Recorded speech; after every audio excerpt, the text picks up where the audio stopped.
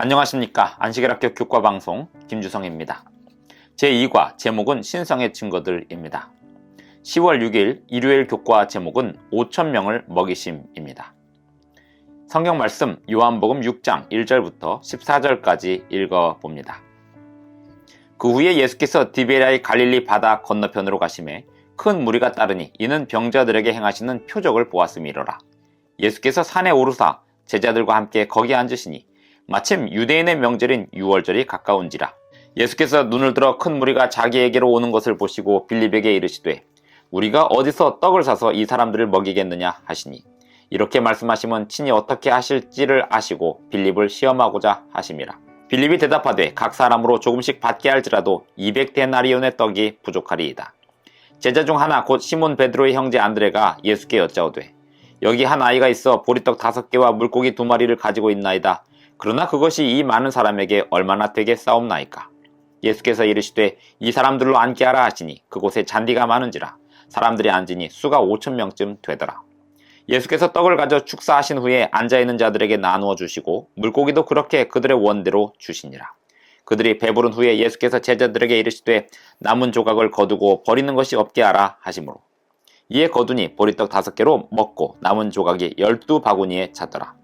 그 사람들이 예수께서 행하신 이 표적을 보고 말하되 이는 참으로 세상에 오실 그 선지자라 하더라. 요한복음 6장 4절로 5절을 보면 사도 요한은 예수님이 5,000명을 먹게 하신 시기가 유월절에 가까운 시기였음을 의도적으로 비추고 있습니다. 유월절은 이스라엘을 애굽에서 건지심에 대한 기념일입니다. 유월절 양의 희생은 장자 대신 죽음을 의미했습니다. 이 희생은 예수님께서 우리를 대신하여 죽으심을 상징했습니다. 십자가에서 사람의 죄로 인해 예수님이 대신 죽으셨습니다.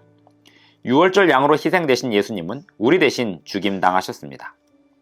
각 시대의 대쟁투 540쪽의 글을 봅니다. 그분께서는 죄의 형벌을 담당하시고 아버지의 얼굴에서 외면당하셨다. 그래서 마침내 그분의 심장은 터지고 그분의 생명은 부서졌다. 이 모든 희생은 죄인들을 구원하기 위함이었다. 요한복음 6장 1절로 14절을 보면 예수님의 기적 장면에서 출애굽 당시 모세의 일들을 기억나게 하는 내용들이 있습니다. 우선 유월절 시기는 애굽에서 이스라엘을 건져냈던 때를 연상시킵니다. 예수님이 산으로 가신 것처럼 모세도 시내산으로 갔었습니다.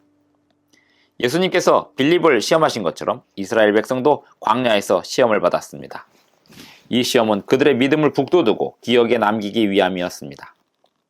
빵이 점점 늘어나고 그 빵을 나눠준 것은 광야에서의 만나를 연상시킵니다. 남은 것을 거두어 모은 것은 이스라엘 백성들이 만나를 모았던 것을 상기시킵니다. 12광주리를 모은 것은 이스라엘의 12지파의 수와 같습니다. 사람들이 예수님을 일컬어 참으로 이 세상에 오실 그 선지자라 했는데 그 내용은 신명기 18장 15절에 모세와 같은 선지자가 올 것이 예언된 내용을 말하는 것입니다. 이 모든 내용은 예수님을 백성들을 구원하러 오실 모세와 같은 그 선지자로 나타내고 있습니다. 신명기 18장 15절을 읽어보겠습니다. 네 하나님 여호와께서 너희 가운데 내 형제 중에서 너를 위하여 나와 같은 선지자 하나를 일으키시리니 너희는 그의 말을 들을지니라. 그러므로 요한은 예수님을 표적과 기사를 베푸시는 분일 뿐 아니라 그 표적과 기사가 그들의 시대에서 유대 역사의 맥락에서 매우 중요한 의미를 나타내고 있다고 말하고 있습니다. 예수님은 그들에게 그 자신의 신성을 드러내고 계셨던 것입니다. 10월 7일 월요일 교과 제목은 참으로 세상에 오실 그 선지자라 입니다. 오늘의 성경 본문은 요한복음 6장 14, 15, 26절로 36절입니다. 예수님의 기적에 관하여 사람들이 어떻게 반응하였는지 그리고 예수님께서는 자신이 누구이신지를 알리는 일에 이 기적을 어떻게 활용하셨는지에 대해서 나옵니다. 요한복음 6장 14절, 15절을 읽어보겠습니다. 그 사람들이 예수께서 행하신 이 표적을 보고 말하되 이는 참으로 세상에 오실 그 선지자라 하더라. 그러므로 예수께서 그들이 와서 자기를 억지로 붙들어 임금으로 삼으려는 줄 아시고 다시 혼자 산으로 떠나가시니라. 유대인들은 그들의 땅에서 정치적인 메시아가 나오기를 기대했습니다. 로마 제국으로부터 그들의 나라를 해방시켜줄 지도자를 기대한 것입니다. 해방을 위한 전쟁에서 만날 가장 큰 2가지 어려운 점은 군대를 먹이는 것과 부상자와 사망자 발생에 대한 대처였습니다. 그런데 예수님은 그 문제를 위해서 오신 것은 아니었습니다. 그리고 그것이 예수님의 기적의 목적이 아니었습니다. 그 대신 5,000명을 먹이신 일은 예수님이 생명의 떡이심을 교훈할 기회가 되었습니다. 하늘에서 내려오신 하나님이 직접 나는 생명의 떡이니 라고 말씀하시고 있었습니다. 내게 오는 자는 결코 줄이지 아니할 터이요 라고 말씀하시고 계셨습니다. 여기가 요한복음에서 처음 나오는 나는 무엇이니 하시는 장면인데, 이런 장면이 요한복음에 7번 나온답니다. 그 7번의 사례를 보면 이렇습니다. 나는 생명의 떡이니로 시작하여 세상의 빛, 문, 선한 목자, 부활과 생명, 길이요 진리요 생명, 참 포도나무이니까지입니다. 이 각각의 의미는 전부 예수님에 관한 중요한 진리를 선포하고 있습니다. 나는 무엇이니 라는 진술은 출애굽기 3장의 말씀을 소환합니다. 출애굽기 3장 14절을 읽어보겠습니다. 하나님이 모세에게 이르시되 나는 스스로 있는 자이니라. 또 이르시되 너는 이스라엘 자손에게 이같이 이르기를 스스로 있는 자가 나를 너희에게 보내셨다 하라. 하나님께서 모세에게 자신을 나타내실 때 나는 스스로 있는 자니라 라고 하셨는데, 예수님이 바로 그 스스로 있는 분이심을 나타내는 것입니다.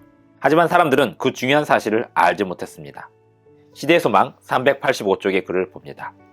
그들의 불만스러운 마음은 예수께서 저희가 목격하였던 바 그렇게 많은 이적을 행하실 수 있으신데도 어찌하여 당신의 모든 백성에게 건강과 힘과 재물을 주시고 그들을 억압하는 자로부터 해방시키시고 능력과 영예를 주어서 그들을 높이실 수가 없는 것일까? 라는 의문을 품었다. 예수께서 하나님의 보내신 자라 주장하면서도 이스라엘의 왕이 되시는 것을 거절하신 사실은 그들로서는 이해할 수 없는 신비였다. 사람들은 예수께서 거절한 것을 오해했다. 많은 사람은 예수 자신이 스스로의 신성한 사명의 본질에 대해서 확신이 없었기 때문에 자기 주장을 분명하게 펴지 못하는 것이라고 결론 내렸다. 그리하여 그들은 저희의 마음을 불신을 향해 열었으며 곡해와 배반 가운데서 사탄이 심은 씨는 그에 걸맞은 열매를 맺었던 것이다. 예수님의 기적을 목격한 사람들 대부분은 물질적인 기대를 했던 사람들이기에 영원한 진리를 보지 못했습니다. 이것은 우리도 역시 주의하지 않으면 빠져들게 될 잘못이 무엇인지 교훈하고 있습니다. 10월 8일 화요일 교과 제목은 눈먼 자를 치유하심 1번입니다. 요한복음 9장 1절부터 16절을 읽어봅니다. 예수께서 길을 가실 때에 날 때부터 맹인된 사람을 보신지라. 제자들이 물어 이르되 랍비여, 이 사람이 맹인으로 난 것이 누구의 죄로 인함이니이까? 자기니이까 그의 부모니이까? 예수께서 대답하시되 이 사람이나 그 부모의 죄로 인한 것이 아니라 그에게서 하나님이 하시는 일을 나타내고자 하심이라.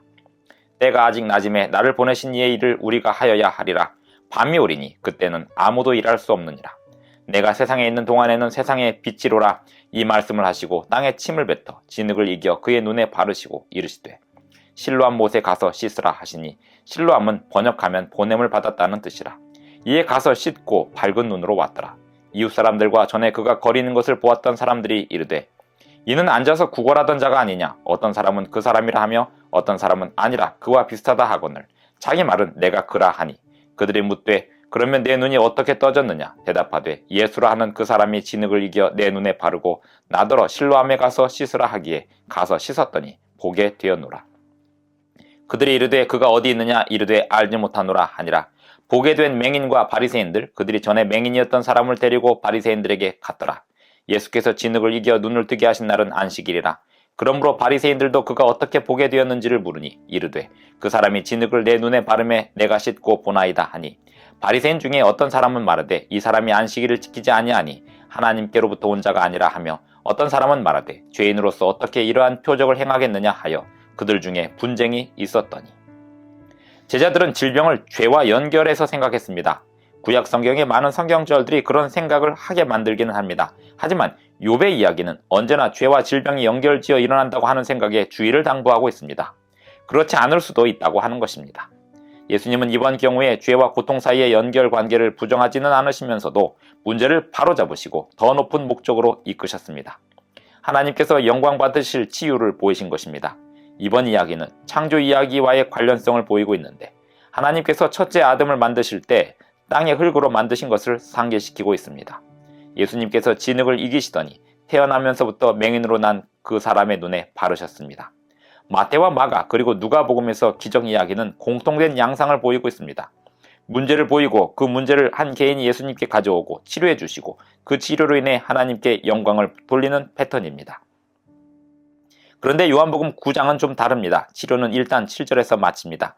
그리고 요한의 방식은 기적의 의미가 논외로 확대됩니다. 치료받은 사람과 당시 지도자들과의 관계에서 길게 상호작용이 일어나게 됩니다. 이 확대된 논의는 두 가지 대조되는 개념을 중심으로 이루어지는데, 그 개념들 중 한 가지는 죄와 하나님이 하시는 일의 관계이고, 다른 한 가지는 하나님 그리고 보지 못하는 자와 보는 자 사이의 관계입니다. 요한은 여기서 이 기적이 일어난 날이 안식일이었다는 사실을 14절에 가서야 밝힙니다. 성경이 아니라 유대 전통에 의하면 안식일에 치료하는 행위는 안식일 위반이었습니다. 그래서 예수님은 바리새인들에 의해 안식일을 어긴다는 비난을 받았습니다. 그들의 결론은 예수님이 하나님께로부터 온 분이 아니라 하였습니다. 왜냐하면 예수님이 안식일을 어기고 있기 때문이라는 것입니다. 하지만 다른 사람들은 어떻게 예수님이 죄인이라면 이런 기적을 행할 수 있겠느냐고 문제를 제기했습니다. 토론은 끝나지 않았고 유대 전통에 분열이 시작되었습니다. 10월 9일 수요일 교과 제목은 눈먼 자를 치유하심 2번입니다. 요한복음 9장 17절로 34절을 보면 당시 지도자들과 맹인되었던 자 사이에 질문하고 답하는 장면이 나옵니다. 요한복음의 긴 장의 비중에서 예수님이 무대에 드러나 계시지는 않지만 확실히 긴 논의의 주제로 인용되셨습니다. 이 이야기가 죄에 관한 문제로 시작된 것처럼 바리새인들은 예수님을 죄인이라고 여겼는데 이유는 안식일에 치료를 행하셨기 때문입니다. 그리고 그들은 맹인되었던 사람에 대해서 죄 가운데서 난 사람이라고 중상모략하고 있었습니다. 흥미로운 반전이 일어나고 있습니다. 맹인되었던 그 사람은 점점 더 잘 보게 되었는데 눈이 밝아질 뿐 아니라 영적인 눈도 밝아지고 있었습니다. 예수님에 대해서 감사하는 마음이 자람에 따라 예수님을 더 많이 믿고 더 강하게 의지하게 되었습니다. 반대로 바리새인들은 그들의 잘못된 이해 속에서 점점 더 눈이 어두워지고 있었습니다. 예수님에 관해서 자기들끼리 견해가 갈리고 있었고 예수님이 어디서 오셨는지에 대해서 무지해지고 있었습니다. 하지만 요한은 이 기적을 이야기하므로 예수님이 누구신지에 대하여 말할 기회를 얻었습니다. 요한복음 9장의 기적은 다른 복음서에 나오는 여러 주제들을 가로지르고 있습니다. 요한은 예수님이 세상의 빛이심을 재차 확인합니다. 이 이야기는 또한 예수님의 신비한 기원을 다루고 있습니다. 예수님은 누구이며 어디서 오셨으며 사명은 무엇인가 하는 것입니다. 이전의 기적에서 보였던 모세와의 공통점이 이번 기적에서도 나타나고 있습니다. 마침내 사람들이 대응한 주제가 드러납니다. 어떤 사람들은 빛으로 나오기보다 어둠을 택합니다. 그리고 어떤 사람들은 믿음으로 반응합니다. 여기서 안타까운 사실은 종교 지도자들의 영적 눈먼 상태입니다. 본래 맹인되었던 자는 이렇게 선언하고 있습니다. 창세 이후로 맹인으로 난 자의 눈을 뜨게 하였다 함을 듣지 못하였으니 이 사람이 하나님께로부터 오지 아니하였으면 아무 일도 할 수 없으리이다.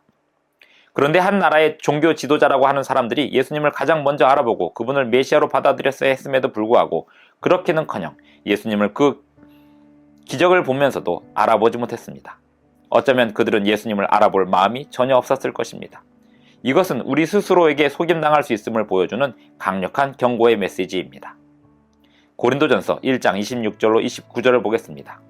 형제들아 너희를 부르심을 보라. 육체를 따라 지혜로운 자가 많지 아니하며 능한 자가 많지 아니하며 문벌 좋은 자가 많지 아니하도다.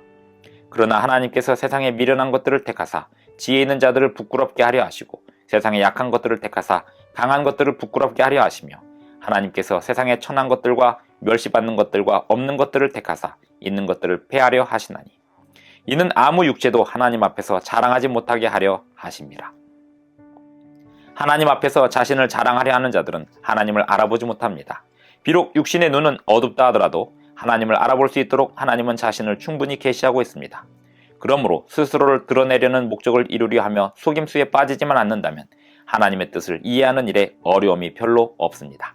10월 10일 목요일 교과 제목은 나사로의 부활입니다. 요한복음 11장은 슬픔으로 가득 차 있습니다.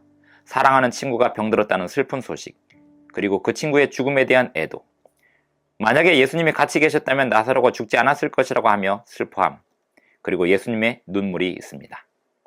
예수님은 나사로가 병들었다는 소식을 듣고도 이틀이나 더 머물다가 출발하셨습니다. 심지어 예수님은 일찍 출발하지 않았던 것을 기쁘게 여긴다고 말씀하셨습니다. 이러한 예수님의 행동은 냉혹한 품성을 보여주는 게 아닙니다. 오히려 하나님의 영광을 잘 드러내시기 위함이었습니다. 요한복음 11장 17절로 27절까지 보게 되면 나사로는 죽은 지 나흘이나 됩니다. 나흘 뒤가 되면 나사로의 시신은 마르다가 말한 대로 썩기 시작합니다. 마르다는 이렇게 말합니다.